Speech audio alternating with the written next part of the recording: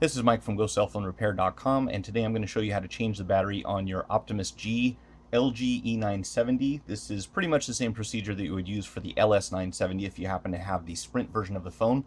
And the tools that you'll need to perform this repair are a T5 Torx driver, a Phillips double or triple zero bit, nylon guitar pick, very thin gauge. This one is going to be 0.73 millimeters, something along those lines will work fine. Pair of tweezers. Magnetizer will be helpful, although you don't necessarily need one. Any credit card or hotel room key, player's card, and then a pry tool for your pop connector. Again, this one is kind of optional, but it is nice to have these on hand if you're going to be doing this repair. So what we'll do first is start by removing the two screws from the bottom of the phone. If you want to be careful or extra safe, you can remove the SIM card and the SD card, but this repair does not require these to be removed because we will not be going through the logic board itself. But you will definitely have to use your T5 driver at the bottom and remove these two screws right on the edge here. Make sure you do not lose those. They are specially made for this phone and somewhat difficult to find replacements for. Again, if you have a magnetizer, that will make the job all that more easier. This rear panel is held on by a series of clips that go down the sides, left and the right hand side. So what we're going to do is take a very thin pry tool, and you'll probably find that this type of tool does not work very well. These things just kind of tend to self-destruct if you do any prying with them at all, so I'll keep that for later on. We're going to take something a little more durable like this and just go in between the back panel and the middle of the phone here, and you don't have to go very far, just a little bit, and you can even use a very slight twisting motion. The main thing you don't want to do is put too much pressure on any one spot at any given time, so we just kind of work our way around here. Don't necessarily have to go across the top, but you do want to do the sides, both the left and the right hand side. So anywhere you can get this started. And again, I found the easiest spot to be down here in the bottom right hand side next to where the speaker area is. And from here you can kind of go along the bottom and you should be able to get it all the way across. If you get stuck, just kind of go over anything that gets in the way.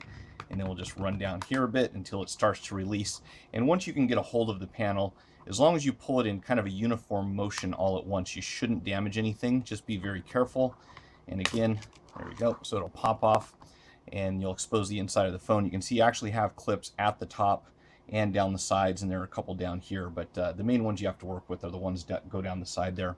When we get inside the phone, you'll notice that we have a little piece of tape that goes over the battery terminal.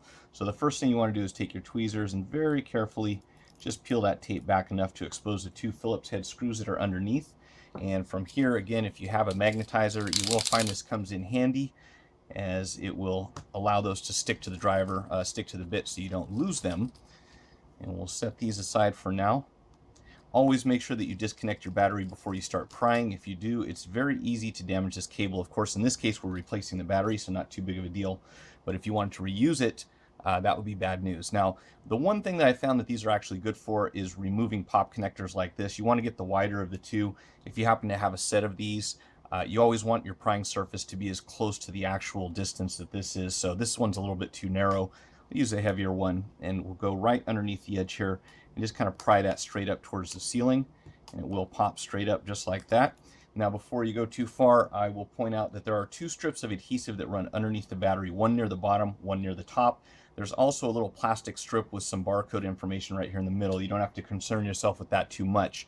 What is important to note is that you do not want to pry in any other area than this side of the battery. This is a safe pry area for removing the battery. If you pry too hard down here or along these sides, it is possible to damage components in that vicinity. So just to be on the safe side, I recommend you only pry under here. And if you have a heat gun, if you warm this up a little bit first, you'll find that it's a little bit easier to remove, but this isn't too bad. It's not like the Nexus 4 where they kind of got out of control with the adhesive. So you'll see that comes off fairly easily. And here's this little strip that likes to just kind of float around on the inside. That is the proper position for this one. Once you remove the battery, the rest is pretty much the reverse of that process. If you still have some adhesive left here and it's relatively sticky, you can go ahead and reuse it. If you don't have any adhesive properties around here, you will want to add a small piece of something like 3M double stick adhesive. 300 LSE is what I recommend. And that will prevent the battery from shifting around inside the phone if it happens to be jarred or experiences any kind of impact. From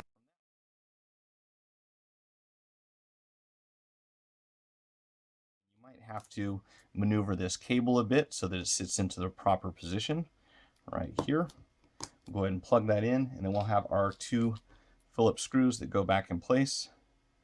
And again, if you've magnetized your bit, it will make your life a lot easier. Got 1 and 2. And one thing about LGs is during disassembly and during assembly, they often sound like parts of plastic are cracking or breaking. And while I'm sure that happens sometimes, most of the time it's not anything you need to panic about. It just seems to be the nature of the phone. And that's why I recorded this with live video, so you can kind of hear this thing actually pops into place. You don't want to put any pressure in the center where the LCD is, but we'll just work our way around the edges.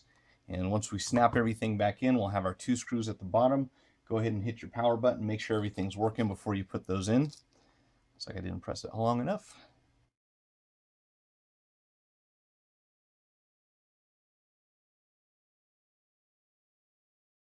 If you found the video helpful, hit the like button, share it with your friends, subscribe to my channel, and follow me on Twitter or Facebook. Post your questions in the comment section below or visit gocellphonerepair.com/forum. Thanks for watching.